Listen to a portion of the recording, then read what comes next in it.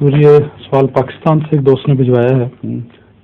وہ کہتے ہیں کہ کیا حضرت صلی اللہ علیہ وسلم کے زمانے میں مذہبی جلسوں یا اجتماعوں میں تلاوت اور نظموں کا اہتمام ہوا کرتا تھا؟ اگر صرف تلاوت تھی تو پھر ہمارے جلسوں میں نظموں کا اس قدر اہتمام کیوں کیا جاتا ہے؟ حضرت صلی اللہ علیہ وسلم کے زمانے میں اس قسم کے جلسے تو میرے علم میں نہیں ہیں، لیکن حضور صلی اللہ علیہ وسلم کی مجلس میں تلاوت کا ہونا اور حضور کی مجلس میں نظم کا پڑھا جانا یہ ثابت شدہ حقیقت ہے. اس لیے جو سنت کے خلاف باتیں نہ ہوں بلکہ سنت کے مطابق ہوں، وہ اس پر اس محور کے گرد جب سوسائٹی ڈیولپ کرتی ہے تو یہ مسئلے ڈھونڈنا کہ بینی یہ تھا کہ نہیں، یہ بالکل لغو بات ہے، ہو ہی نہیں سکتا. سوال یہ ہے کہ سنت سے اعتراض ہے یا سنت کے اندر ہے. یعنی تلاوت پڑھنا مجلس میں یہ تو عین قرآن کا منشا ہے، اور تلاوت تو بہت ہی ایک اعلیٰ اور پاکیزہ ذریعہ تربیت کا ہے. اور مجلس میں دینی مجلس میں نظم کا پڑھا جانا حضرت صلی اللہ علیہ وسلم کی موجودگی میں پڑھا جانا 100% ثابت ہے. تو اعتراض کیا ان کو؟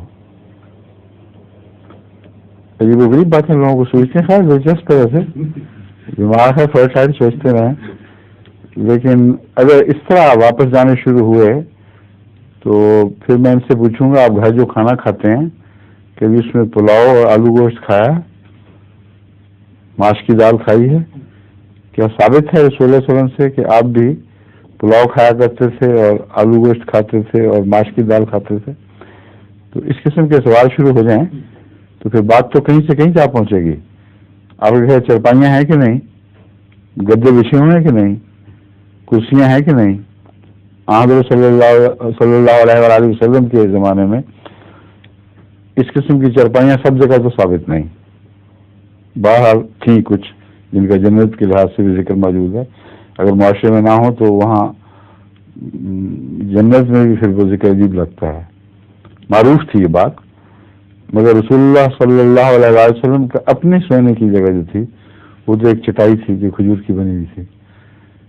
تو کیا یہ بھی کھجور کی چٹائیاں لے کر اس پہ سوتے ہیں؟ تو یہ سوچیں جو ہیں یہ بے لگام ہو جاتی ہیں. یہ اصل بات یہ ہے کہ زمانے کی جو ترقی ہے اس سے معاشرہ رفتہ رفتہ بدلتا رہتا ہے. اس معاشرے کو کوئی نبی بھی اریسٹ کرنے کے لیے نہیں آتا، بلکہ صحت مند خطوط پر آگے بڑھانے کے لیے آتا ہے. اس لیے تمام سویلائزیشنز انبیاء سے پھوٹتی ہیں، لیکن بیننگ وہ نہیں رہتی جو ابتدائی صورت میں تھی. صحت مند خطوط پر ترقی کرتی ہیں. بس یہ جو مختلف شکلیں بعد میں عالم اسلام میں ظاہر ہوئی ہیں، ان میں سے ہر ایک بدعت نہیں کہلائے گی. جو چیز سنت سے ہٹ کر ہو، اور وہ کئی باتیں ہیں جو ہم دیکھتے ہیں جاری ہیں، ان کے اوپر تو یہ اعتراض صرف ہوگا کہ یہ بدعت ہے جو رسول اللہ صلی اللہ علیہ وسلم پسند نہیں فرماتے تھے. اس کے دائرے کے اندر شکلیں بدلیں تو ہرگز کوئی حرج نہیں ہے. آگے ظہور مہدی آخر زمان ہے،